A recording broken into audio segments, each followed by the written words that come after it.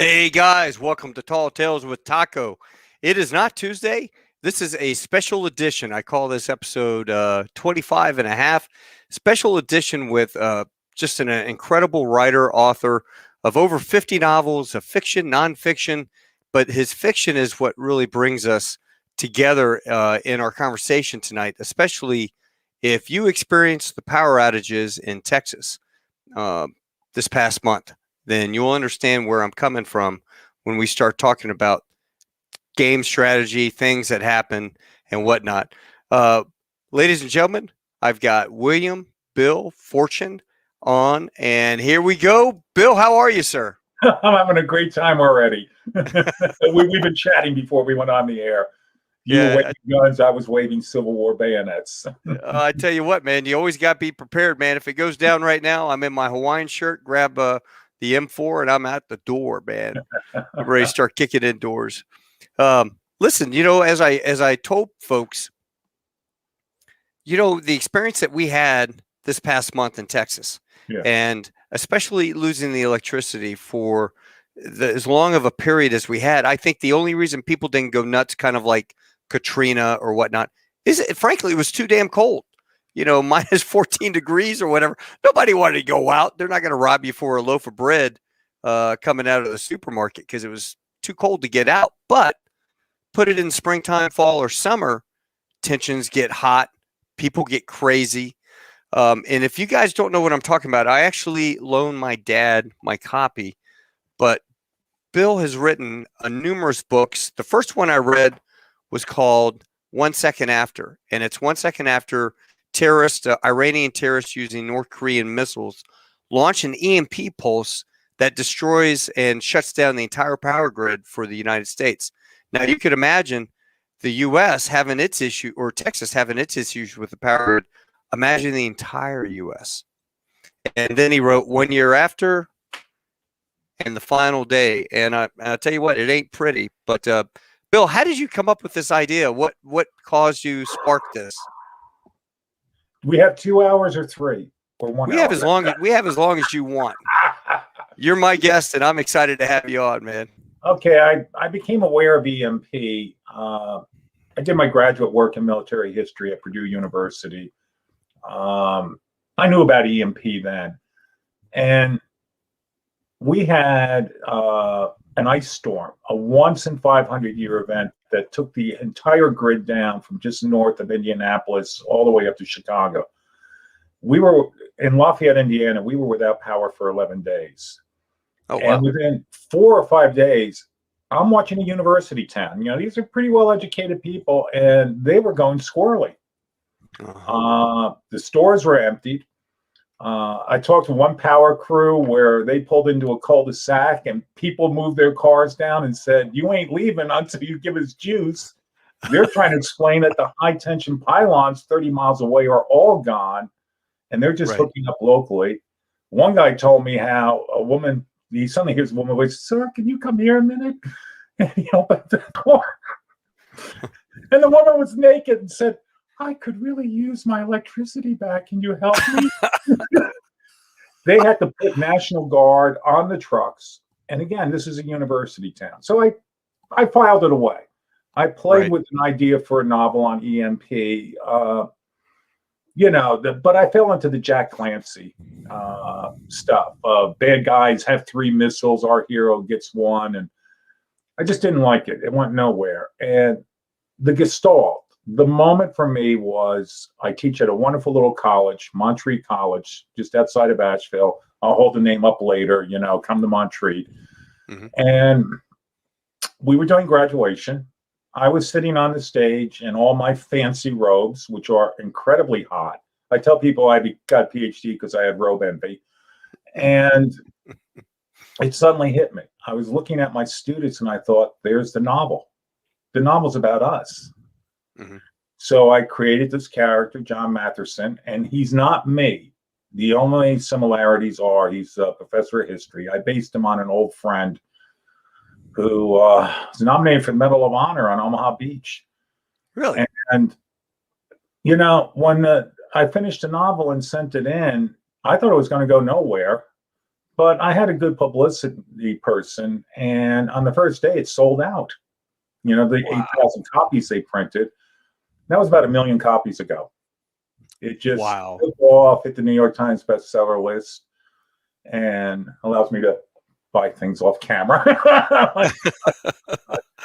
But well, if people response, if they get a chance, what's that? No, it's just your turn. Oh, if they get a chance, go on Amazon. You can buy this series. It's a 3-pack for about I think $24. My first one I got originally was on Kindle, and I read it when I was over in Hawaii on my layover. It was so good. I mean, I devoured this novel, and so on the way home, I'm coasting into L.A., and all I could imagine was a scenario that you painted, and the EMP pulse going off, shielding our eyes. Like what? Oh my gosh! Right there. And then you won't even know it went off. It's a low yield nuclear warhead. 3 of them. The ideal worst scenario is 3: Eastern United States, Middle United States, Western United States. 50 kiloton warheads. North Korea already has that capability. You wouldn't even know that there was a nuke unless you were underneath it. But suddenly, all the power goes off, including the glass cockpit on your more advanced aircraft. Right.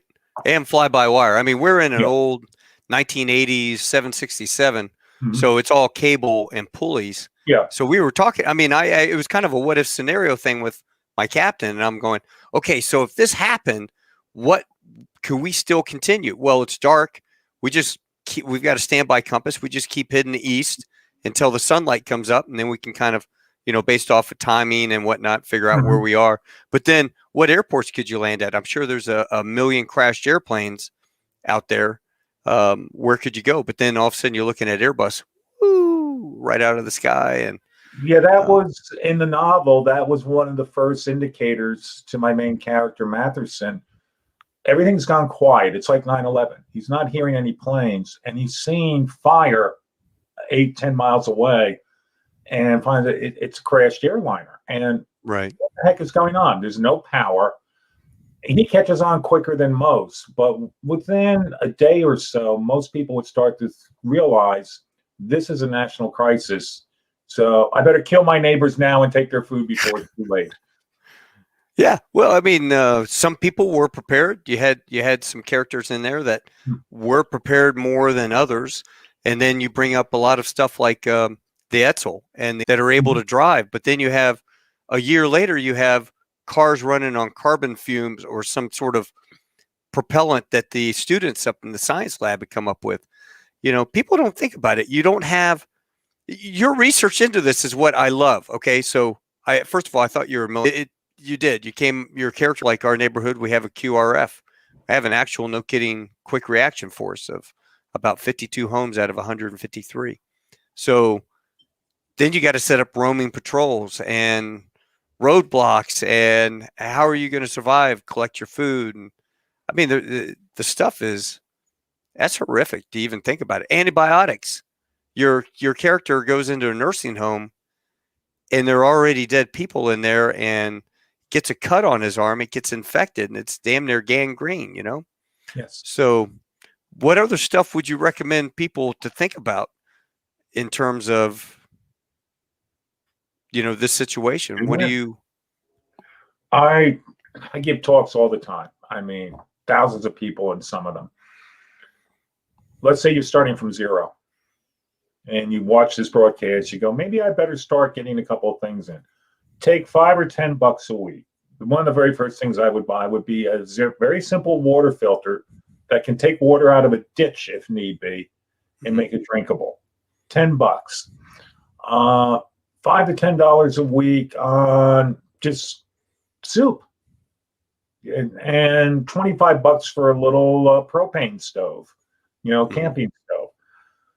These are very simple things, and I have tremendous empathy for people in Texas who were suffering, but and I think it was your lieutenant governor was saying they should have been a little bit prepared, just a little bit prepared. I saw a newscast where the woman was standing there weeping, saying, my 2 children and I, and we're out of water and we don't have any food, et cetera, et cetera. And at the end of the broadcast, the TV, star said, well, we made sure Mrs. Smith had a 5-gallon container of water and enough food for 3 days. Isn't that wonderful?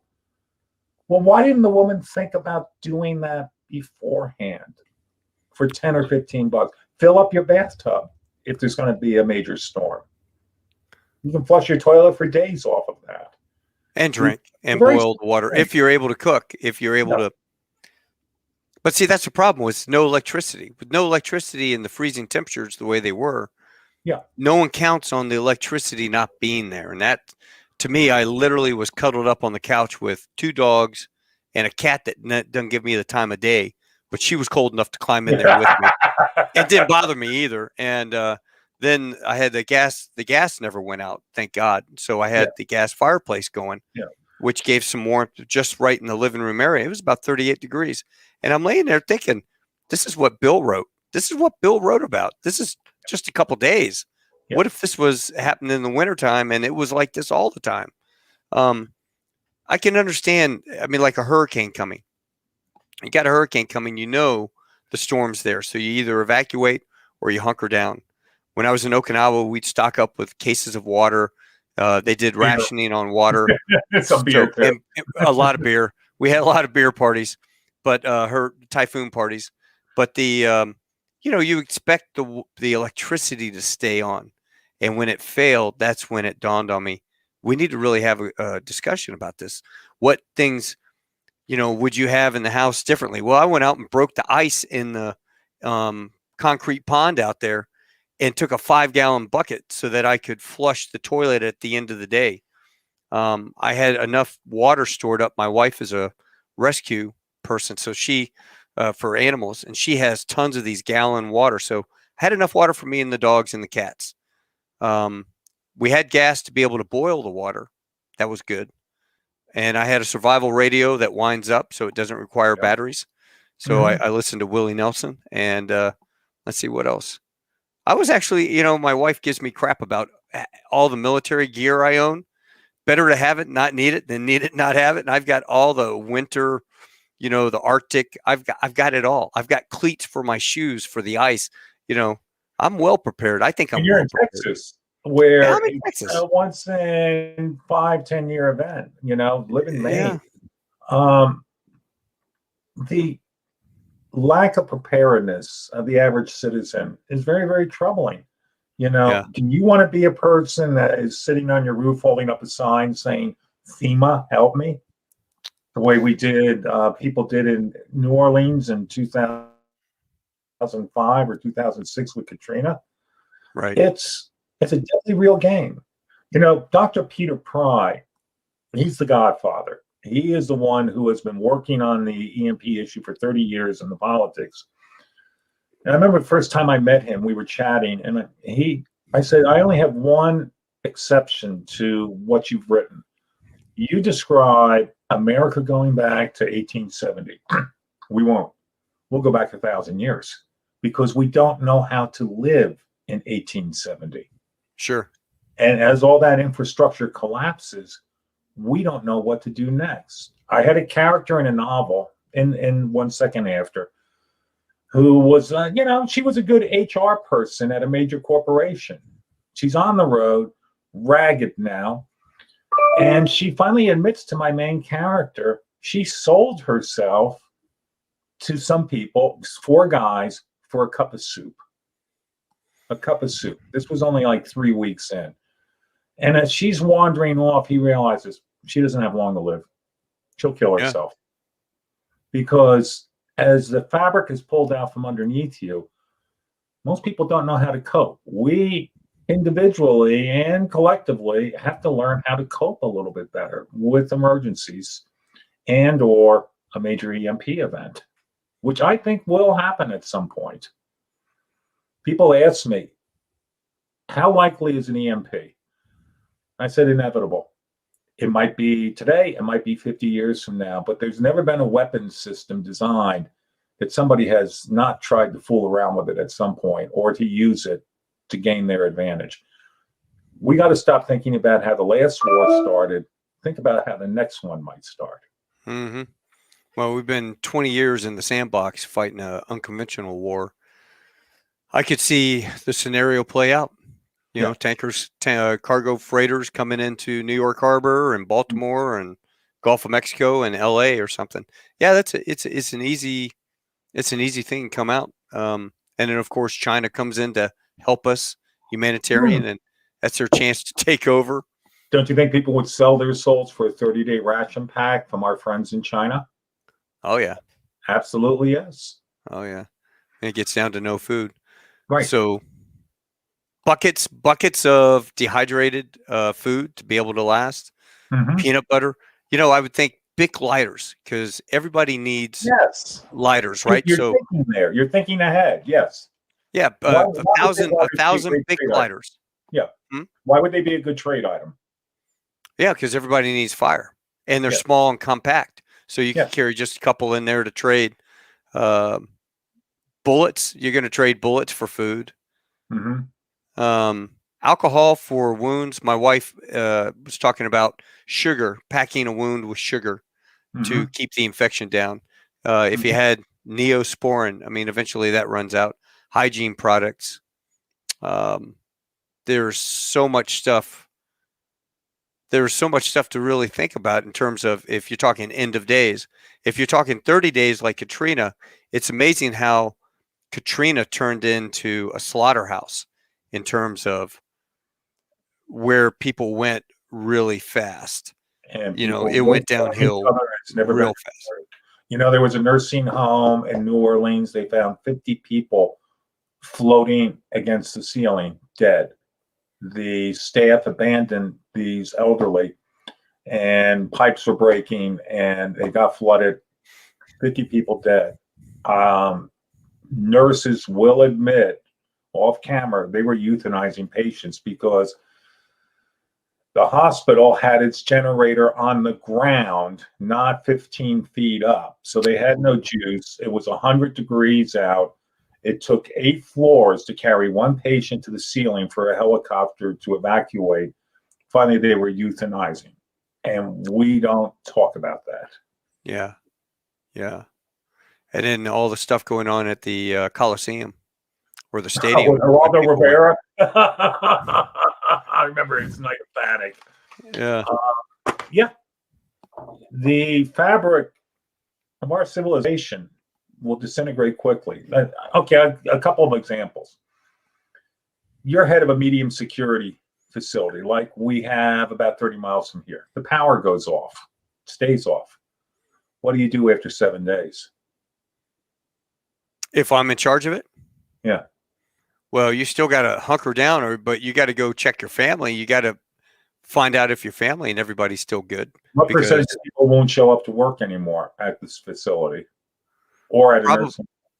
Yeah, probably nobody. It's going to be like zilch. Do you shoot them or do you let them go? These are the type of questions we have to think about. Yeah. And even let's say you go around the doors, you unlock them, you say, okay, just get the heck out of here. Is the community going to stand by and not say anything after 7 days of increasing problems? Another example I gave this at the War College in Carlisle, a bunch of colonels and generals. I said, okay, you're commander of the base. Mm-hmm. Your MPs come to you and say, sir, we got a big mob of people down at the gate. You got to come down. So you go down to the gate, and there are hundreds of civilians on the other side. They're not rioting, though. They're holding up their children. And they're saying, just take my child and I will walk away. Please at least give my child shelter inside your facility. Mm-hmm. I remember a general, 2-star general, he was in tears talking about it later. He said, I could picture my grandkids on this. Where I got the lesson from, when the Germans were finally killing the last Jews in Berlin, they're marching them to the train station. They were holding up their children and saying to their Gentile neighbors, take my child, I'll keep going. You ready to make that moral choice? Very few did.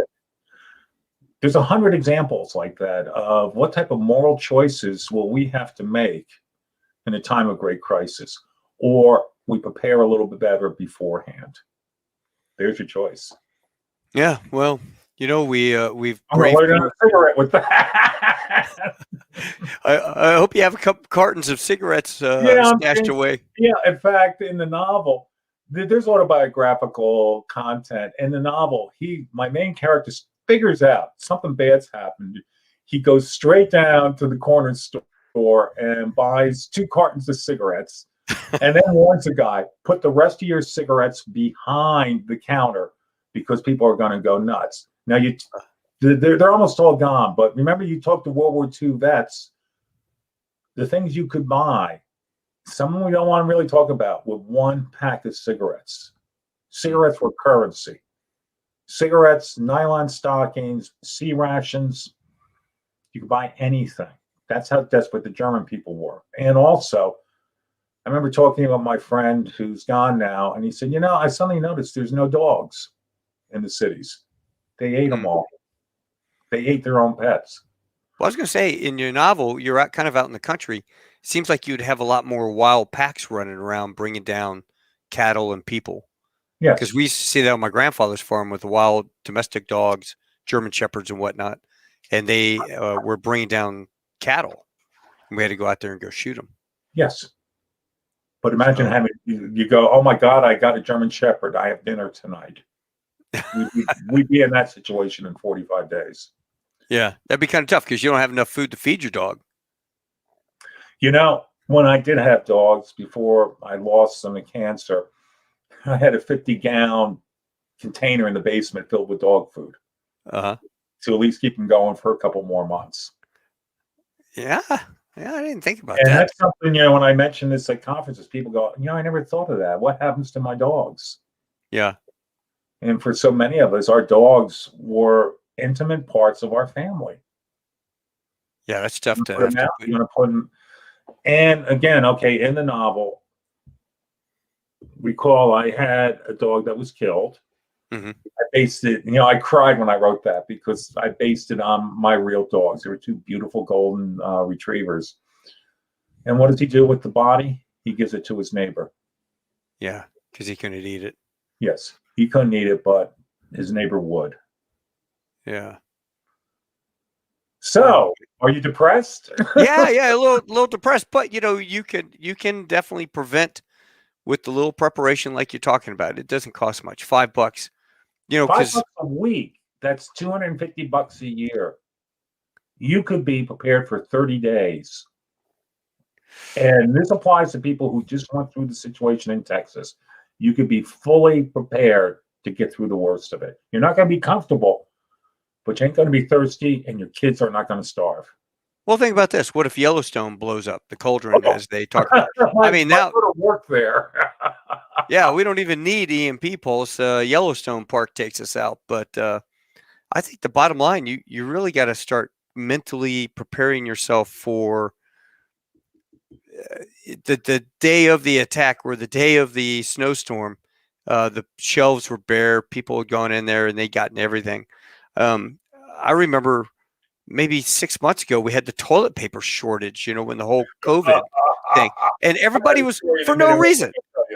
Okay. Yeah, no reason. People were going in buying every roll of toilet paper. Now I'm looking around going, when it becomes a shortage, people automatically start to panic buy because their neighbor says, toilet paper is running short. Oh my God, I better get there now. Oh, okay, I'll take an extra half dozen rolls. They're gone. I remember I was in Russia some years ago. I'm talking with my KGB person in tours. Oh, we're here to help you as in tours. Actually, they were all KGB. And we were debating an issue, and there was a bit of a mob down the street. This was just outside of Moscow.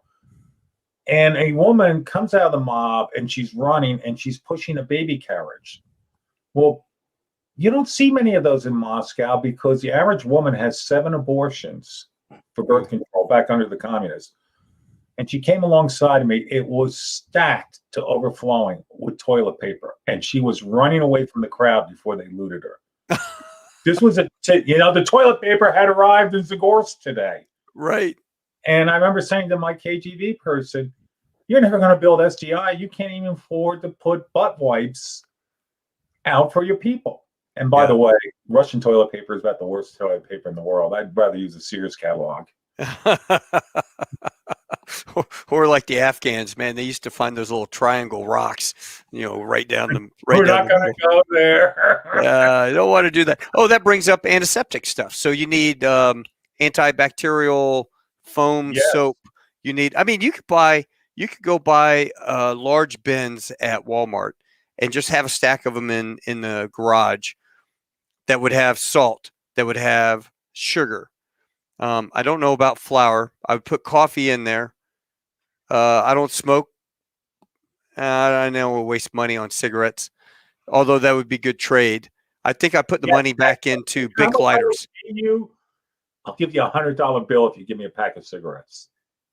And you, of course, would tell me to go to Dickens because a $100 bill is worthless. It's worthless. Yeah. Money's worthless. Credit cards don't work. Right. Like the electricity being out. You couldn't buy gas. So, I was calling my wife and telling my daughter and my wife, hey, go out and fill the cars up now. Yes. Go fill your cars up now. Line for gasoline. I bet that was happening in Texas. Lines were most likely around the block within a day. For the places that you could find that were open, most of the places in our area had no electricity at all. Mm-hmm. So, I've got 25 gallons in the garage with some stabilizer in it. And oh God, medicine, aspirin. You don't have antibiotics, but you could.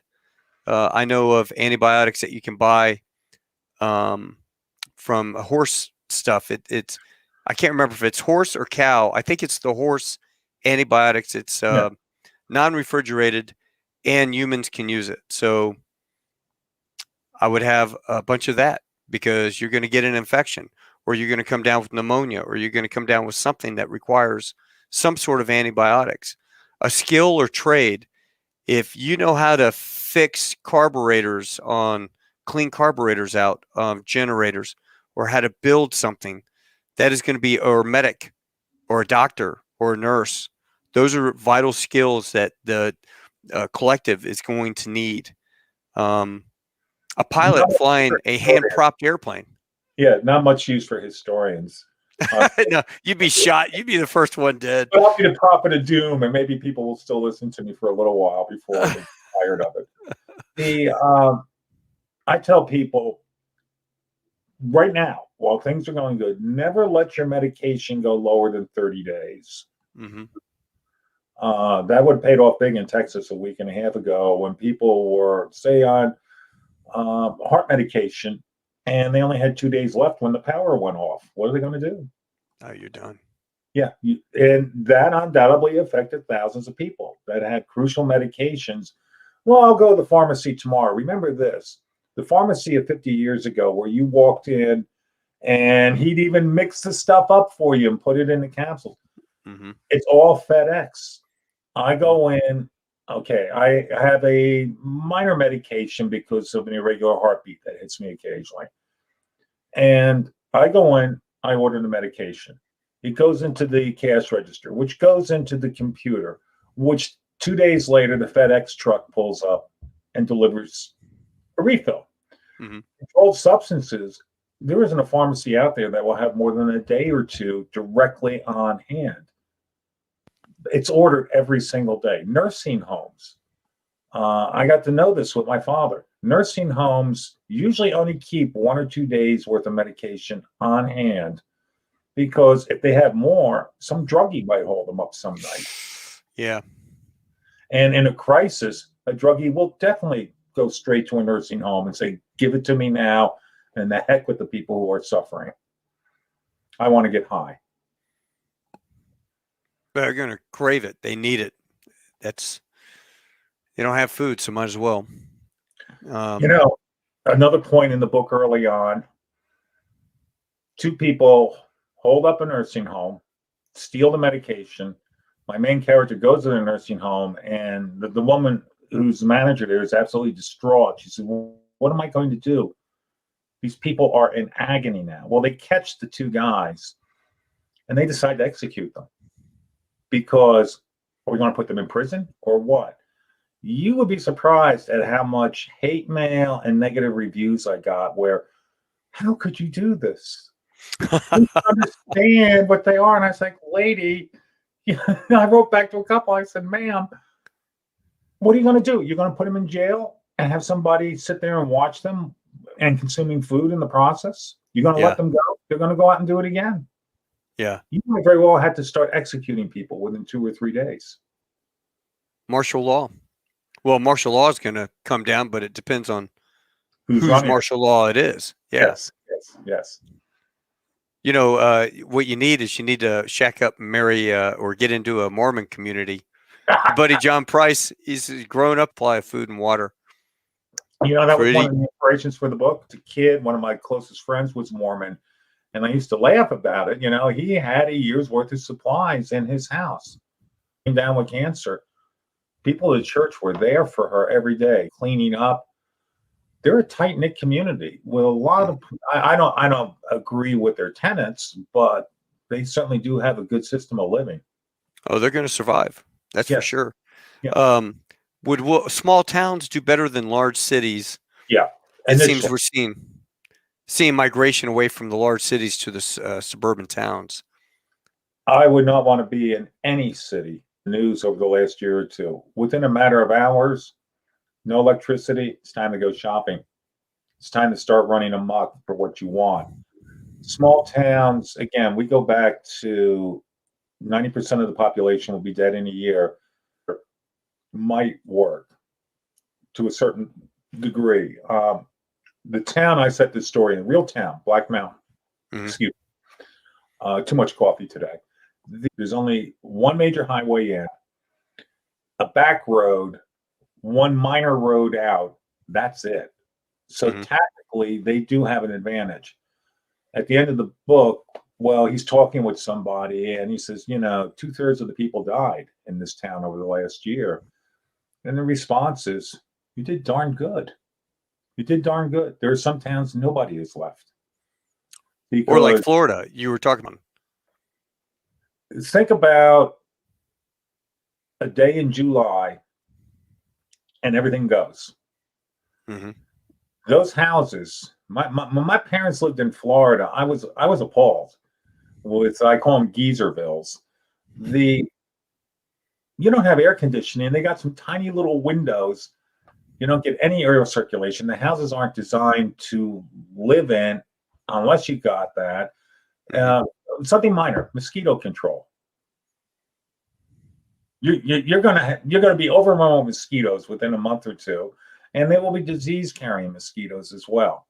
So between that and no air conditioning and scalding hot temperatures, what are you going to do? Yeah, I mean, they'll be walking down the highway, dropping dead. Alligators will be full.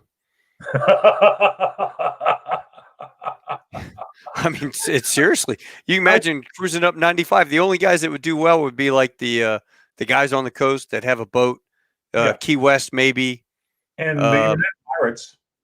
Yeah, the pirates running up and down the coast.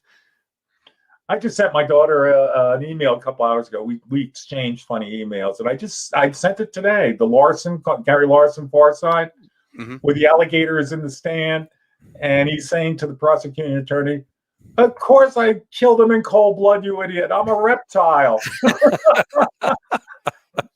Always loved him. Yeah, the pilot ones. Yeah. Gee, big hole in the cockpit, and he's like, "Gosh, I just lost my hat." Or the yeehaw, yeehaw, and then we're having a little turbulence up here. Yeah, we got a little more turbulence. My turn. Yeah, no, I like him. Yeah, you got to. Hey, in the bad times, you have to have some paperbacks, and got to keep the humor, I guess, too. You know, I had one person write to me a review, trashed me, said I was horrible. She said, "Kale. Kale's the answer. Kale can go from seed to product in 19 days." And I wrote back, "Where the hell are you going to get the seeds from?" I'll order them off of Amazon, right? Yeah, order them off of Amazon. And then 3 years later, maybe the ox cart will pull up with your order. Yeah. People don't think at times about the long-term implications of everything. You have a bad tooth. Oh, yeah. I'll go to the dentist next week. Dentist isn't working anymore. What do? Well, do you realize that teeth were a major cause of death only 200 years ago? mm-hmm. Yeah, and even if you had a dentist, you got a hold of a dentist, how's he going to drill your stuff out? He doesn't have, unless he can find an antique drill like they did in the basement of some antique store, So where are you going to find a hand pump? And the idea of how to make stuff. I know how to fly an airplane. Yes, but I certainly, and you as well, but you and I don't know how to build a generator to plug into a 737 to make it go fly. And eventually the flyable stuff quits. And I mean, if this was worldwide, I could see within 3 generations it being a myth that your great-great-grandpa used to fly airplanes. No, they didn't. Sure, they used to fly around the sky, fly people, and nobody would believe it because all that stuff just gets reclaimed by nature eventually. I teach history, and when we're doing the Roman Empire, I talk about how maybe in the 1st, 2nd century, you had a major trade town. And on Saturday, well, they didn't observe Saturdays. We do. They kill people in arenas instead. But, 200 carts came every Saturday with the farmer's market and such. And then 50 years later, it's only 100. And then 50 years later, it's only 25. And then you're saying to young kids, I remember when the carts were parked down the street. And instead, it's overgrown grass. Collapse can take a long time or can come pretty quick. And then in the end, here come the barbarians. Yeah, in your book, the barbarians were, they're cannibals. They're starving. They're probably, most of them, off their medication and bipolar or schizoid or whatever, wackadoodle. And now they're going around killing everything that moves and taking what they have. You know what I took that from? Mad Max? Leningrad. Harrison Salisbury wrote The 900 Days back in the early 70s. Now, the archives of the Soviet Union were highly classified, but the Soviets themselves were willing to admit that maybe up to 10,000 people were executed in Leningrad because they'd gone cannibal. Well, it gets declassified. It turns out it might have been a magnitude greater. There actually was a custom in Leningrad during the worst of the siege where if your child died, you went to your neighbor and you gave him the body and you didn't ask any questions. If their child died, they gave you the body. Ooh. Think about that. Yeah. That's how bad it got in Leningrad during the siege. I was there some years back, and my guide took me to a cemetery from the siege. And 600,000 people were buried in this one cemetery. There's 3 of them in Leningrad. And I remember saying to her, our American Civil War, our greatest tragedy, had about 600,000 dead across 4 years. This is one city that was cut off from supplies. 1.8 million dead in 3 years. Wow. Mostly from starvation and disease. Right. So I found with Russians, the older generation knows what true adversity, what true starvation, what the barbarians are here and having to fight for your life. We as Americans, we haven't faced a crisis like that. Yeah, the Great Depression was tough, but an actual life and death struggle, it's been 160 years now since we knew that in one region of this country. Mm-hmm. I was sitting there. I read a piece from a guy over in Bosnia, and when the city got encircled, the U.S. military would drop MRE supplies every other week, things like that. But in there, he talked about what you needed. If I had known now what I knew then, roaming in packs of 2 or 3, staying out, in the shadows, only operating at night. Snipers will get you during the day. Don't have that flashy long rifle. Somebody's going to shoot you just for the rifle. For the gun. Yeah, to get the gun. The big lighters, he had some way to refill lighters, and had figured out a way to be able to refill lighters. So that's how he made money. Tin cans of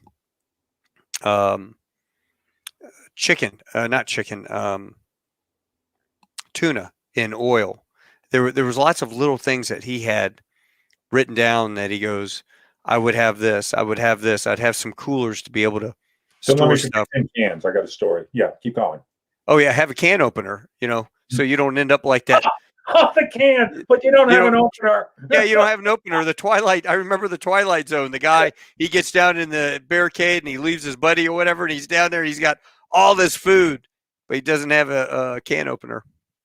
The tin can story. Shortly after I got out of college, I wound up at a small boarding school in Maine, and I wound up as admissions director. Horrible experience.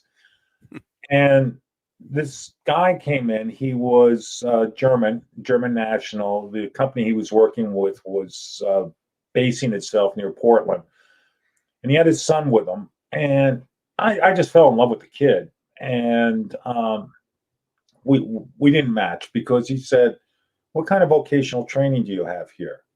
It's a prep school." I said, "Well, we don't. We're basically arts and music and all that." Mm-hmm. He was a very nice guy. And he said, I finally asked him why. And he said, my father was a university professor. Well, at the end of the war, there was no university. It was bombed into oblivion. All right. But my father's father was a tinsmith and had taught him the trade. So this guy's father would go to the GI dump and take all the tin cans and fashion them into things that he would then sell. And he kept his family alive for a couple of years until the university rebuilt and opened up again. And this man I was interviewing, him and his son, said, I want my son to have some sort of vocational skill that if bad times ever come again, he'll survive. Right. Fascinating. That was my great-grandfather in Lynchburg, Virginia. He was sitting there. His hobby was building forms and doing cast iron, melting smelts and whatever. Yeah. Doing cast iron. Well, his big mama, she goes, hey, make me a replacement deal for the bottom of the cast iron stove, because those things would crumble and disintegrate. Yeah. So he goes out there and he makes one, and his buddy walks by and goes, hey, what are you doing? He goes, I'm making a replacement for the stove. Hey, I need one of those. Yeah. Well, go get the metal and we'll come back and we'll work on this. So he started working in his garage, building these for people because it was a consumable item, and people would bring him things to barter because during Great Depression, nobody had anything, right? Then he started hiring guys, and he had a huge garden. His wife had a giant garden, chickens and animals and whatnot, and they would feed the guys and take food home to their family, and that's how they paid them. Well, after the Depression was over, he had accumulated enough money and wealth that he bought this old foundry on the banks of the Lynchburg River and started Lynchburg Foundry, or Bell Foundry. And so when you walk around Lynchburg, Virginia, my family name's on all the Bell Foundry, on all the sewer tops, because he got the contract for the sewer tops. So as the cities were expanding, he was making the sewer tops. Yeah, the covers. The covers. Yeah, the big covers with the 2 holes, pull it out and climb down in there. So, I mean, that was something that, pardon? Do you know why they're round? So they don't fall in. Right. Any other shape they'll fall in. Yeah. Round ones won't. They'll wobble, though. Yeah. They'll wobble for a second. Don't get your hands crushed. Yeah. But, that was a skill that he had, that he was able to take care of his family. And also later on, and he never knew, he didn't know how to read or write. He was illiterate. So my dad, as a kid growing up, his son, he had 2 sons, and my grandfather worked for the railroad, and he was deemed too important to go to the war. And my Uncle Cliff went and did supplies over in Patton's army, and then came back and took over the foundry. But my dad would sit and he would go, my great grandfather would give him a newspaper and say, "Go ahead and read this for me, John Mitchell." And so my father would read to his grandfather, and he never knew that he didn't know how to read, but to be that successful and be illiterate, it was just an amazing success story in that, and he always talked about that. He went to Duke, and he's like, yeah, just you're absolutely right. So you need a trade. You need something that you can do. I can tell Plumbing. Stories. The court jester, they had a court jester for a reason, right? Yes, to tell stories and keep people entertained. And you think about it, when the lights go out, I had my little battery powered radio, but there would be no radio stations broadcasting for the most part. So what are you going to play? You're not going to play anything. So you maybe have a candlelight. Oh, that's another thing. Candles, paraffin wax, wicks. God, man, there's a whole slew of stuff that you're making me think about. You would need shampoo just to wash. You can't go down to the lake. We have a giant lake down here, but I guarantee you within a few months that lake would be contaminated with chloria or some weird E. coli or whatever, people taking dumps in the lake and washing their butt in there. So you can be sure that that's going to be poisoned. Yes. If we have electricity, we got water in our well.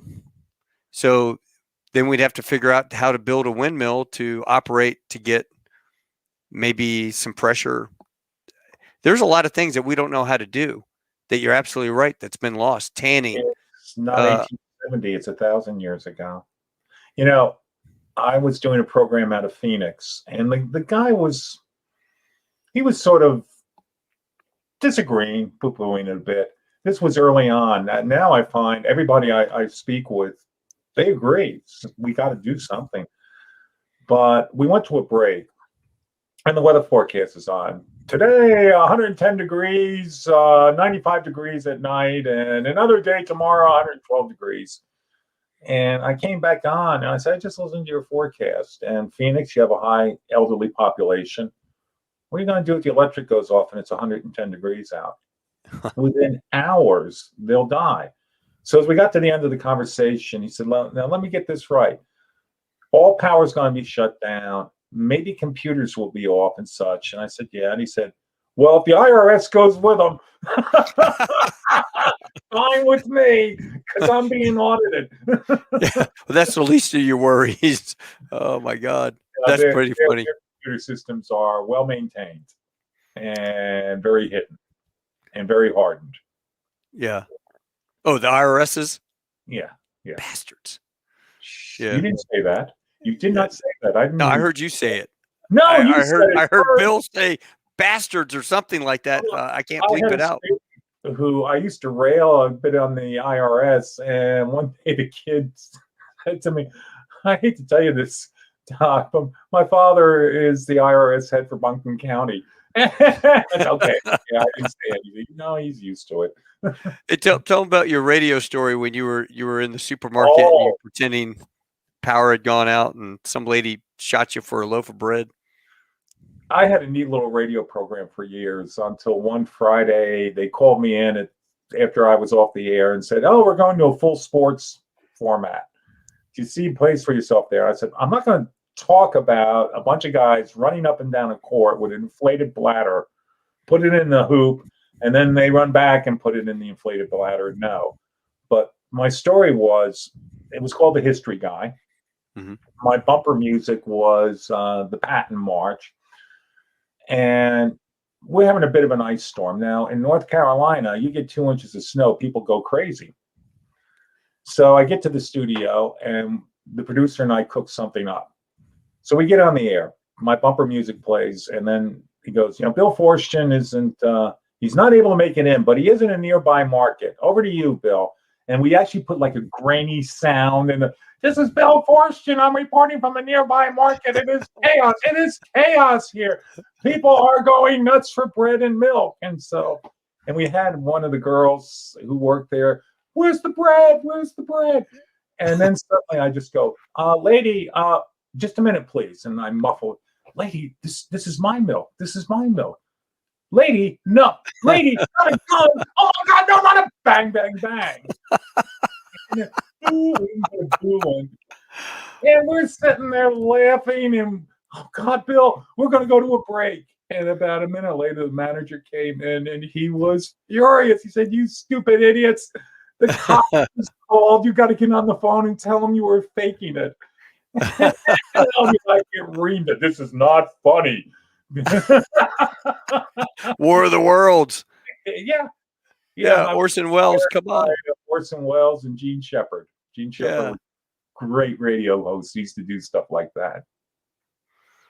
Well, what else could we tell our folks? Across here, Bill Forstchen. If you like my show, please share and subscribe. Okay. Questions. I'm putting it out for questions now. See if anybody had any questions. Mm-hmm. We had just had that one from Will Grant. John had talked about growing up in Salt Lake City, and it is scary, James.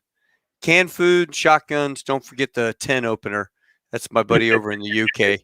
Yeah, that's actually a and 22 bullets.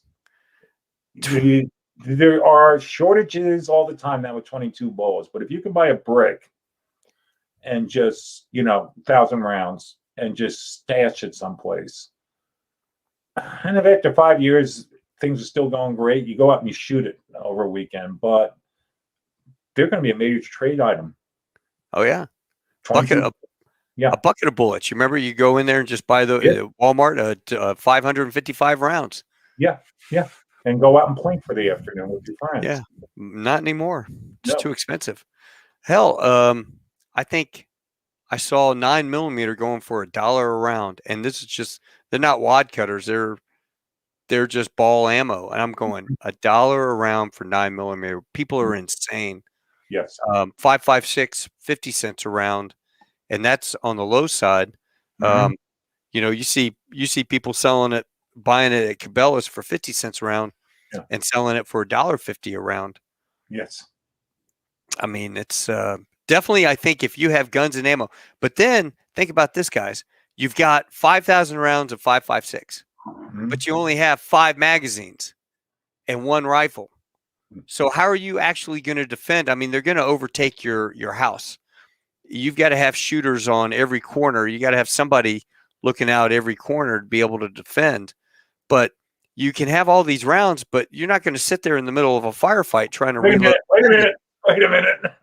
Yeah. Hold on a second. I'm reloading, man. Give me a break. Time out. I'm in my safe space. Time out. Yeah. Yes. The things we don't think about. Yeah, you have 1,000 rounds, but you only got 1 or 2 magazines. You're done.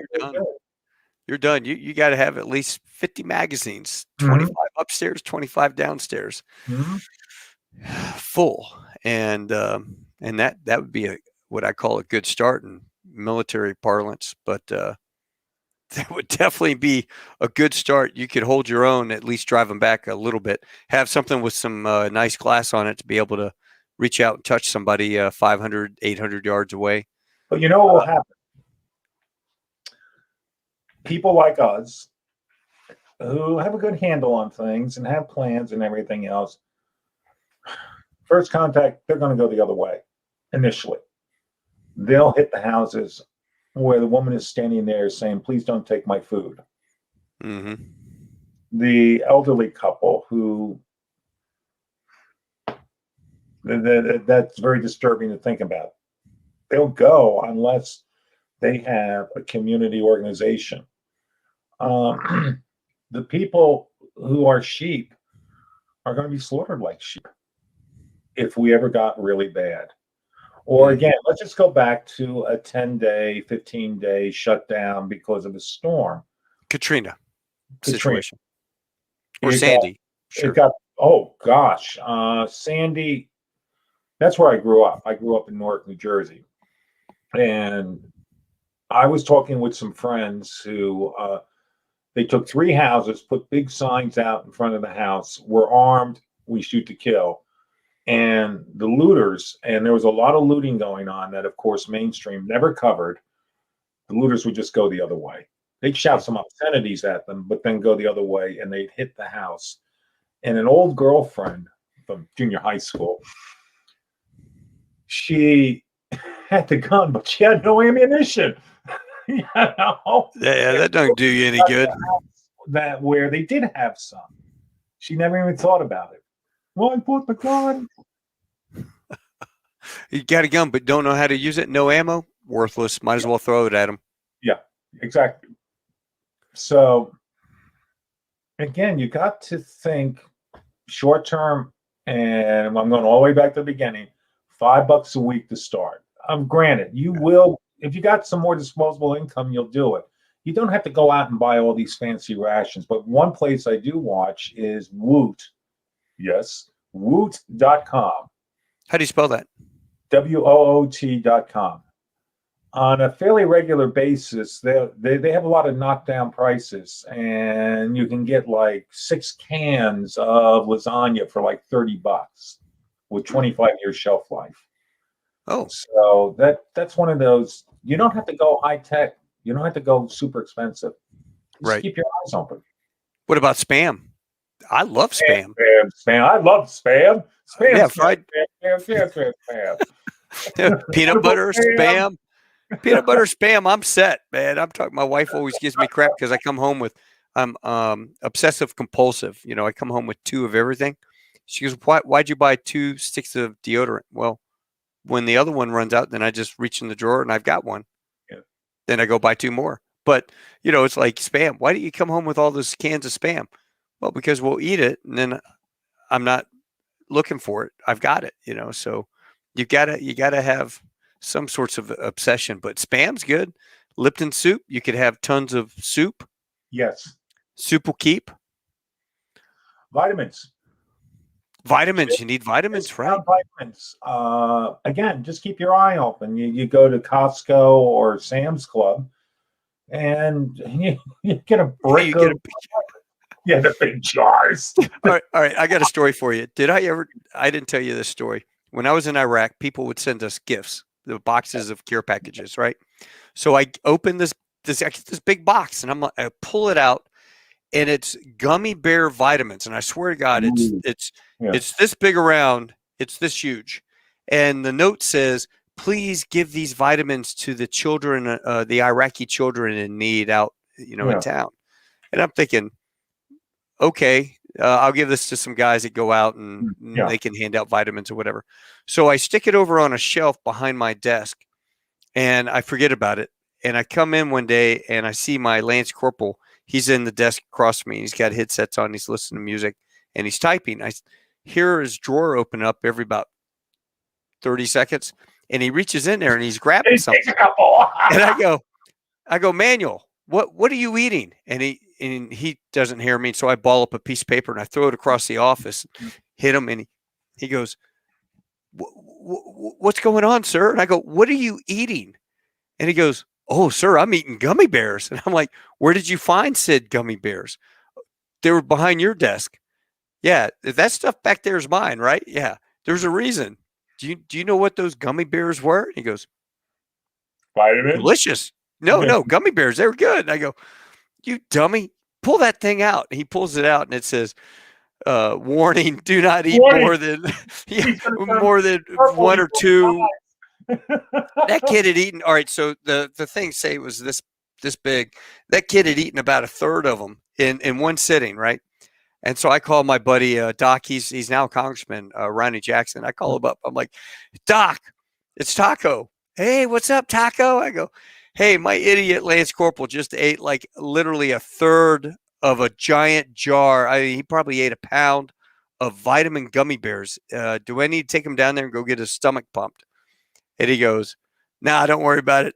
He'll live, but he'll probably tighten up. He won't take a dump for a week, and if it does, he'll come out like a rock."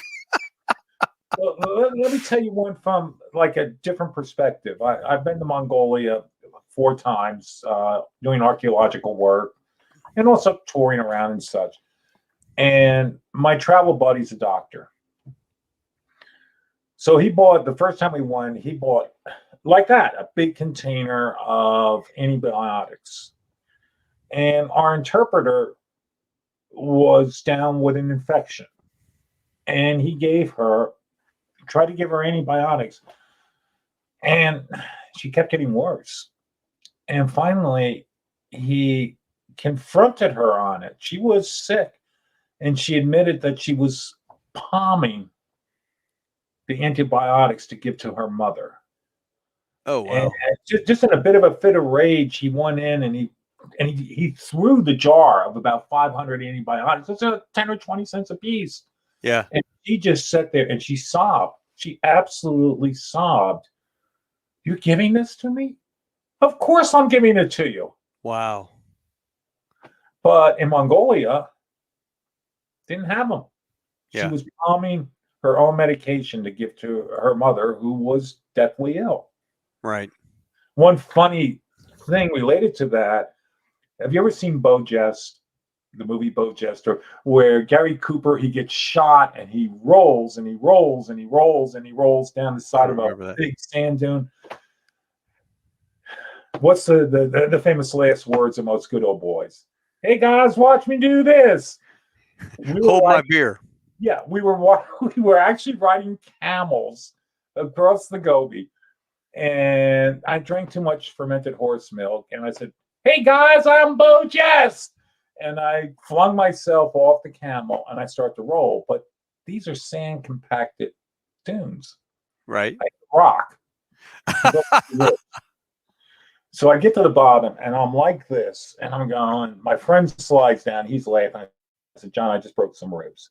He said, "No, John, I broke." And he has me stand up, and I'm leaning forward. And he said, "You got to cough. Keep coughing. Keep coughing." What's he looking for? He's looking for blood. Right. He has the emergency surgical pack. He was going to have to cut me open right there. And after a couple minutes, no blood. Then he collapsed. The caveat of it is, he's a podiatrist, foot doctor, but he was going to have to do major surgery. And I'm thinking about this. We're out in the field. He would shoot me up with some sort of local anesthesia, and he had to cut me open right there on my ribs to get them resectioned so I didn't bleed to death. It was 400 kilometers to the nearest medical aid. It was scary. They wrapped me up the next day and threw me in a Jeep to take me back, and gave me 150 proof vodka. So I didn't care after a while. But suppose I had punctured a lung. I would have been in a death situation unless my friend, the podiatrist, could put me back together. Simple things like that, because I was somewhat intoxicated, roll down the hill. Next thing I know, I'm facing life and death. Yeah. Yeah. Life's tougher when you're stupid, Bill. I'm sorry. Did he comfort me that night? That's when I used to drink. Quit drinking after that. Like Quit drinking after that. It's called Auric. Ooh. A couple more years passed before I stopped drinking completely, but I used to love that fermented horse milk. That's funny. Well, do you have any future novels coming up? It just so happens that I am currently in negotiation for a fourth John Matherson book. Oh, cool. Just yesterday, my editor, who I love, he's a great guy. He and my agent, of course, are fighting about the price, but as said to my agent by one of her other clients, just picture a swimming pool full of editors, and she's the great white shark. Yeah, I'll be writing this summer, fall. What do you think you're going to call it? The fourth John Matherson novel. No, you got the final day. Or you're going to have the final countdown. I don't know. The final decade. I don't know. I'll think of something. Did you read Alas Babylon? Did you ever take any of that when you were? I mean, I read that when I was a kid. I read that when I was a kid too. And if you look, and 1 second after, it's written 11 years ago now. In the foreword, I acknowledge directly. I cite. Maybe I think my book will be an updated version of Alas Babylon. Alas Babylon is one of those incredible novels that really makes you think. So I just rolled it forward 50 years to, rather than a full-scale nuclear exchange, it's just simply they hit us with an EMP and we go blind. And that really is the simplest, simplest explanation for something is that. Yes. I mean, if you want to do, I grew up in the 80s with The Day After, the television series with the nuclear bomb exchanges and the whole 9 yards. They do use an EMP in that one when they pop an EMP over St. Louis. And all the cars stopped. Yeah. And then about 5 seconds later, you do the ground burst. They don't need to do a ground burst.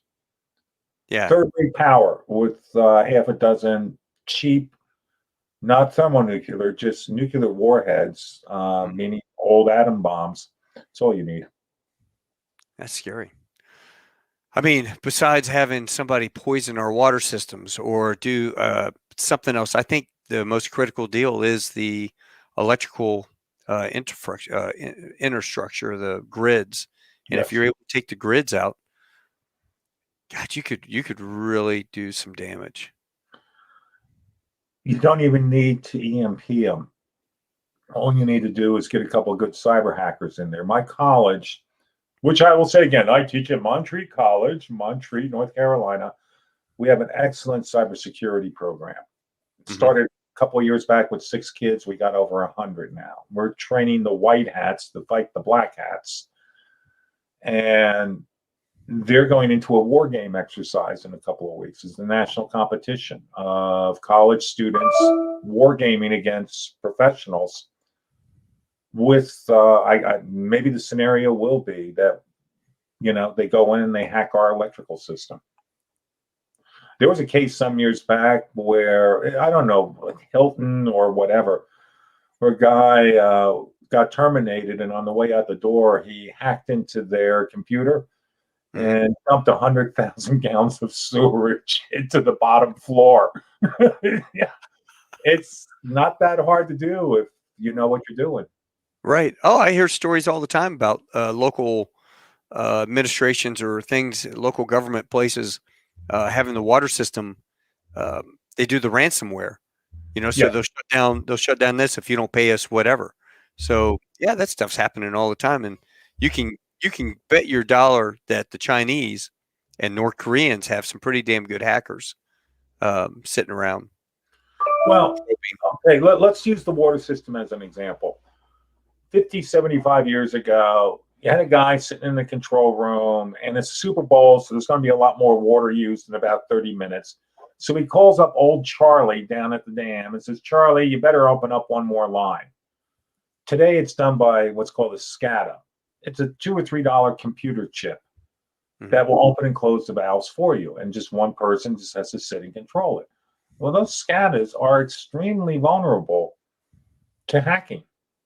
In the same way, our houses are extremely vulnerable. I've had to learn not to swear in front of Alexa when it comes to watching the news because I never know. I've called her some terrible things and she just turns off. Oh, she's a spy. She's NSA. Actually, she is. Can she hear what I'm saying? Right? Hey, Alexa, can you hear me? Oh yeah. Hey, sitting here talking on we could be talking about Disney World, and all of a sudden I get on my phone and I have ads for Disney World for the family discounts, and I'm like, how the hell? Yeah, they're listening. I mean, they're not per se listening, but a computer is listening. Yeah, the algorithm comes up, and suddenly you're getting discounted to Disney World. Yeah. It's crazy, isn't it? Yes, well, we won't have to worry about that at the end of the world. I'll be doing a lot of reading. But I would also suggest that people get some survival manuals. Yes. How to live in the woods type things, because everybody in the cities are going to head out to the suburban areas. Well, the Boy Scouts, I have an original, because I actually worked for the Boy Scouts for a brief time. It was interesting, but the old manuals, I have a first edition Boy Scout manual. Don't tell me you got one. Yeah. You're talking about the field book? Yeah, the 1913 scouting book. No, I've got. You have the let's see the cover. Okay. you put a beard on the guy too. I did too. Of course, everybody graffitied the beard onto that kid. That's the 1991 edition. Which yeah, yeah, I did. I admit it. Let's see. 6th edition. This was 1963, and this was mine. I'd picked it up somewhere, and when I was a kid, when I was in Boy Scouts. But yeah, I've got the field book, and then I've got tons of other books. Yeah. Your Norman Rockwell collection. Did what? Boy Scouts are selling off their Norman Rockwell collection to pay for all the lawsuits that they're now being deluged with. Well, I guess you can get a good deal. The Norman Rockwell collection in the world. I remember going to their training center at Schiff, and this great hall just lined with Norman Rockwell. And now they're selling them all, along with a lot of other stuff. Yeah, that's a damn shame. But this stuff definitely would help if you guys can go find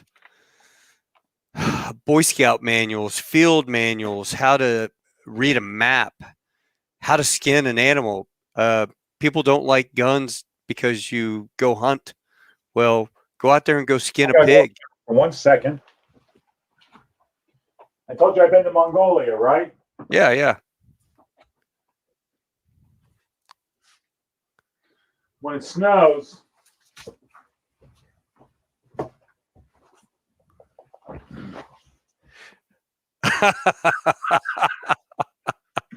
now the reason I did that was I get harassed on a regular basis by PETA people. And this woman stopped me about a year or two ago, and she said, "How many animals have suffered because of that hat?" And I said, "Well, ma'am, the 2 cubs, they were still screaming as we skinned them, but the mother, she was already dead." This thing's good for food. You know, I know something. What's that? Below 0. Well, this is going to be my hat.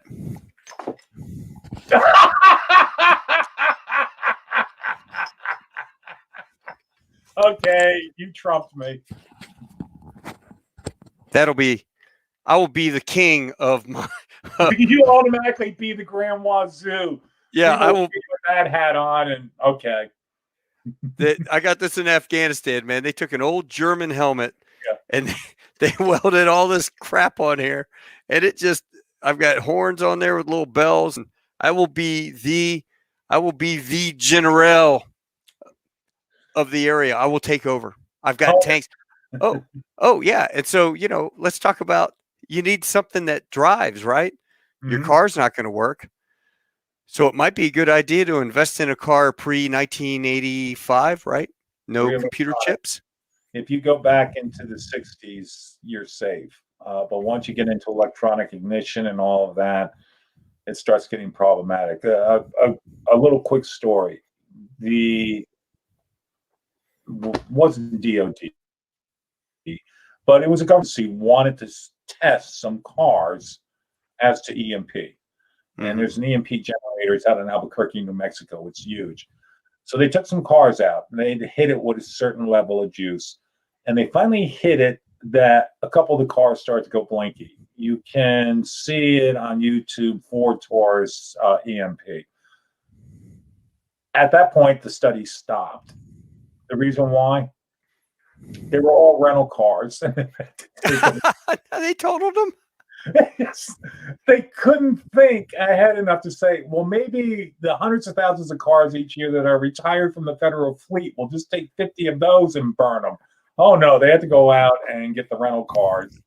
And then the moment a couple of cars went blinky, they stopped the study.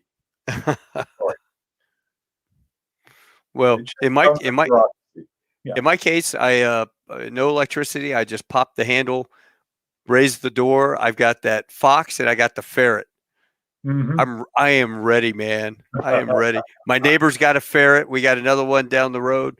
No, our neighborhood watch would be completed, Bill. Yes. I think we could have that thing parked right up, because there's only one entrance in. into our neighborhoods gated. You could park that up, have a couple cars blocking, and somebody walks up, a band of people walk up and they see a tank sitting up there, or it looks like a tank to them. They'll go the other way. Yeah, they're going to go, hey, let's go rob those guys down the road. They look a lot easier. That's what I said, about 15 minutes ago. They're going to avoid you. One shot or one warning, they're gone. They're going to be hitting the people. Again, the mother's standing there with 2 kids and no weapon, or a weapon she's afraid to use. And that's, I have a line in the book where the father's lecturing his daughter, and he said, "What's the most dangerous person in the world?" And she goes, "Yeah, Dad, a woman with a gun who's afraid to use it because it'll be used on me." And he's like, "That's right." And that's not a sexist statement. The same thing goes for a male. You're afraid to use it, your opponent will know. If you ever pull a gun, you do have to be willing to use it. And hopefully you'll never use it. Well, it's a light switch most people don't have. Yeah. I hope they never have to. But right. yeah, we can't. We can definitely cannot depend on the government. I see my uncle is on here. He's an old Navy F-14 guy. I know he would be out on a sailboat being part of the pirate group going up down the coast. But yeah, you definitely have to have that mindset. So you're going to have to change your mindset too.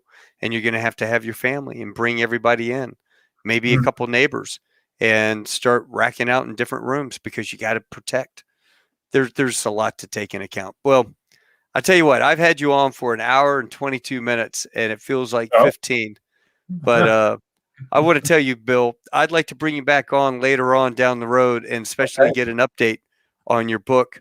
And after I've read your other 2. So, I really appreciate you coming on. This has been outstanding talk.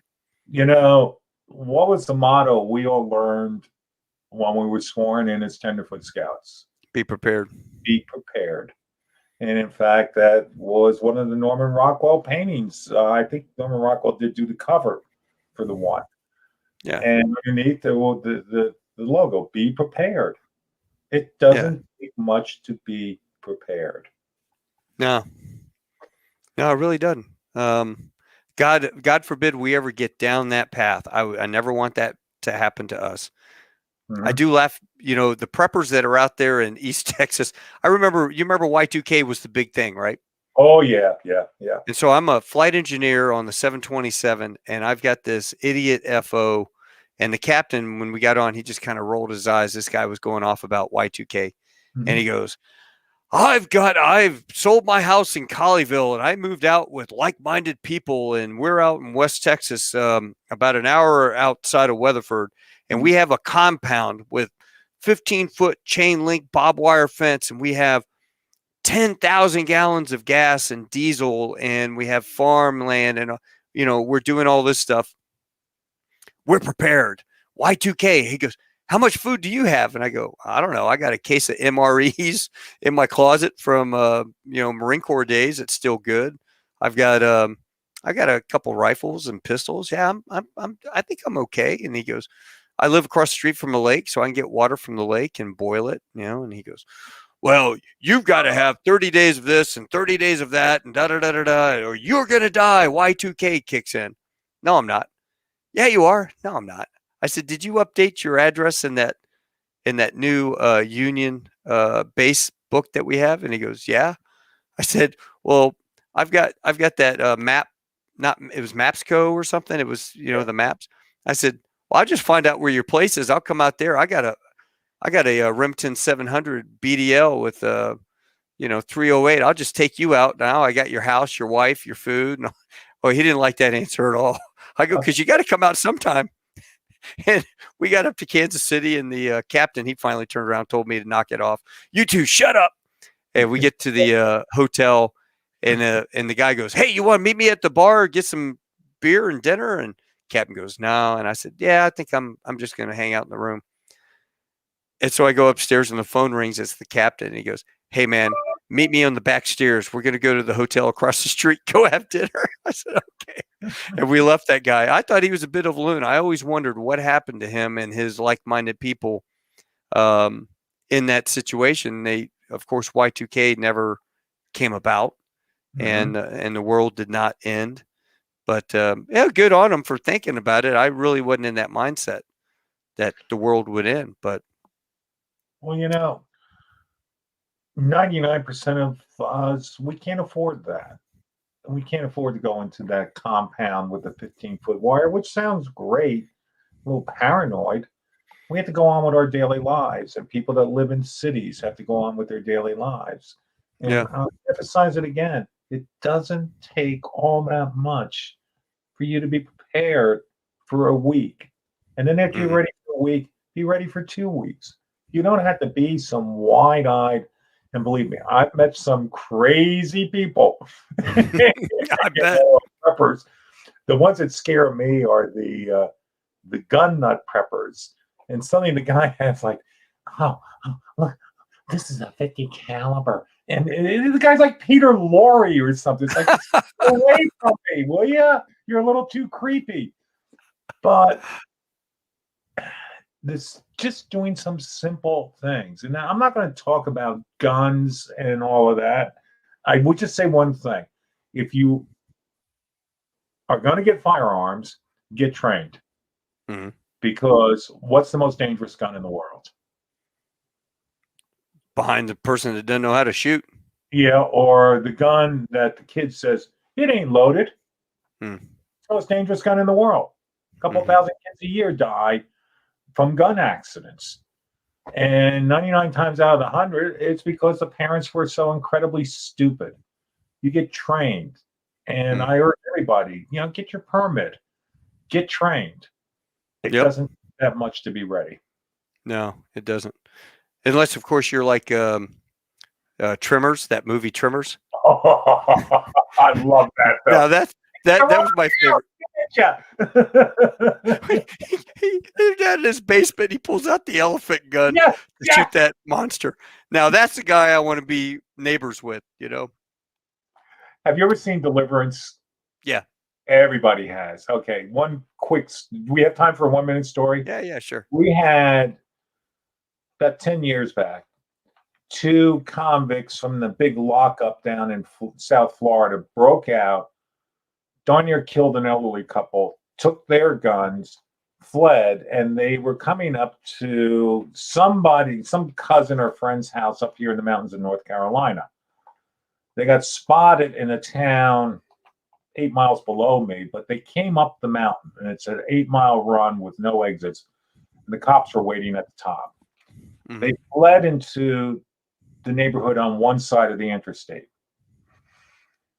All day long, I was still not quite Southern yet. I'm sitting on the porch. I'm getting off on it because I can hear the dogs. They had to evacuate the whole neighborhood. And at about 6 o'clock that evening, my neighbor calls me up, and he's a good old boy. He said, Billy, SOB, one was on our side of the highway.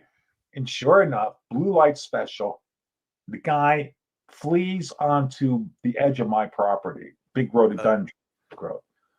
I yell at my daughter, get in the closet now. The gun's in there. You don't come out until I tell you to. And I grab a gun. I walk out on the porch. Now, what's the greatest sound in the world that a good guy can hear? Cocking. Yeah. So I'm standing there on my porch, and I'm looking down this steep slope. And I start to think, do I really want to kill this guy? Do I really want to hurt him? He's scared. Maybe I can talk to him.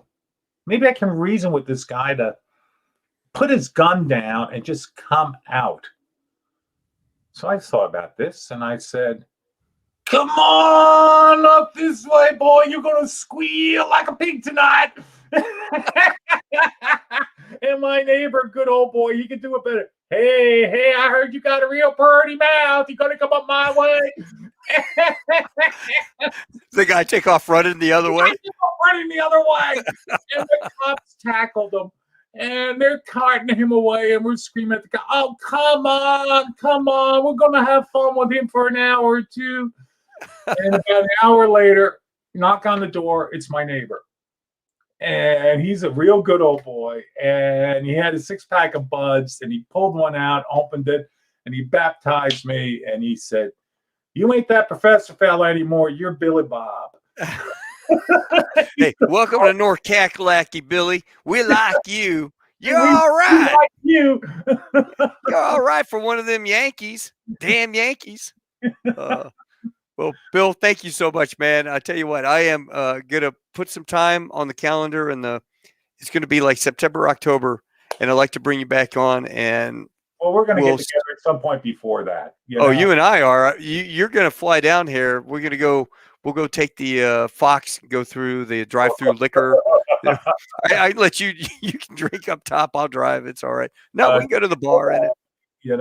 I'm strictly non-alcohol now. I've been. That's right. That's right. Well, we'll get you. We'll take you to Starbucks. Now, we did go to Starbucks. I hate Starbucks. No. All right. I want a place where I can walk in and say, "Give me a cup of Joe," and they give me a $1 cup of coffee. Yeah, I've got that place. That's JR's. I've only been there a couple times. I refuse to say to my barista, "I'd like a grande." I just say, "Hey, give me a cup of coffee." That's like my wife. I go, all right, I go get a black cup of coffee. It's just any room for cream. I'm like, hell no, you guys jip me out of that much coffee. I just want black coffee filled up. And then my wife goes up and she's like, yeah, like a double diet decaf Pepsi latte with just a hint of Madagascar spice. And I'm like, what in the hell do you order? Speak English, woman. Yes. It's great. No, I'll take you to JR's, man. JR's, we'll drive the tanks there. We did go to Starbucks. We pulled in facing the windows. So we have 3 armored scout cars. Yeah. All the machine guns are pointed towards the building. Some woman gets on the phone, calls 911. Oh my God, these guys have military vehicles with machine guns. They're pointing them at us. We don't know what their intentions are. So I jump out. My 10-year-old son, he climbs out. My buddy's 10-year-old daughter climbs out. My other buddy's 14-year-old daughter climbs out. We go in. We had already pre-ordered. And it was General Lee, Jeb Stewart. Jeb Stewart. Yep, here. Hey, and Jeb Stewart stuff ready. Yeah, we got it. We got our coffee, and we're driving out, and we're going down to meet to have breakfast at JR's, which is just a little tiny place. And in comes the police officer, and he's got his lights on. And he stops. I shut the motor down because I can't hear anything. And a guy. Hey, sir, we got a report about military vehicles, machine guns pointing at people. And I go, we were just parked in parking spots, but they happen to be that direction, but they're all pointed up. So not pointing at somebody. No. And he goes, name, date of birth. I need all this. And I said, okay. And so I gave it to him and I said, hey, do me a favor. I don't recognize you, but do me a favor. Call your captain, Captain Johnson. Yeah. Carl Johnson. And he goes, sir. And I said, yeah, just give your boss a call and tell him you've got Taco Bell pulled over with his troop of armored vehicles. It's Sunday morning, sir. I don't want to bother the captain on Sunday morning. I go, no, really, we're actually on our way down to go meet him for breakfast. I take his grandson for a ride in the vehicle. And he goes, oh, no, that's okay. Have a good day, sir. So I go down there and I see Carl and I'm like, hey man, I met one of your guys. He stopped us. Somebody had called 911. He laughed. He goes, dude, you know how many reports I get of you idiots driving around? I tell all my guys all the time, hey, they're harmless. They're good to go. Don't worry about them. So he must be new. Oh yeah, that's a new guy. I'll send out a memo on Monday. But it's funny. We have a really good relationship. When I got the Fox, he goes, hey, maybe the SWAT team could use this. I go, hell yeah. I'll button up inside and then you could stack them up behind us and we could drive right up into it and put a battery and RAM or something on there. Have fun. Anyway. I told you what I've placed an order for it. I'm getting a Cybertruck. You're getting that Cybertruck. The bulletproof one. The bulletproof one. Is that where the glass broke when he tested it? Yes. Oops. And I'm going to put the bumper sticker I got on my car on that one. And the coexist sticker. Learn to coexist and be. My coexist sticker is you can't coexist with people who want to kill you. Right. And I'm going to put that right on the back of my truck. Oh, that's going to be awesome. All right, so I'll trade you a ride in the Fox for a ride in yours. Deal. Absolutely. All right. Well, Bill, you have a great one. If you hang on for a couple minutes, I'll say goodbye to you, and we'll sign off, and I'll let everybody go. Everybody that hung out, I really appreciate you guys staying with us here, and look forward to having you on Tall Tales with Taco next Tuesday. So take care. Adios. Hasta luego. All right, Bill, I'll talk to you in a second. Okay. Hey, folks, that was Bill Forstchen. So if you have a chance to go buy his books, highly recommend ordering them off of Amazon. It's like $24 for all three. It's riveting. It's not a pretty picture in terms of a feel-good book, because there's some stuff you get emotionally attached to the characters, and life is hard, and it's really not that damn near impossible either. So until next time, you guys have a great one, and we will see you Tuesday. Taco Bell signing out. Hoorah. Semper Fi.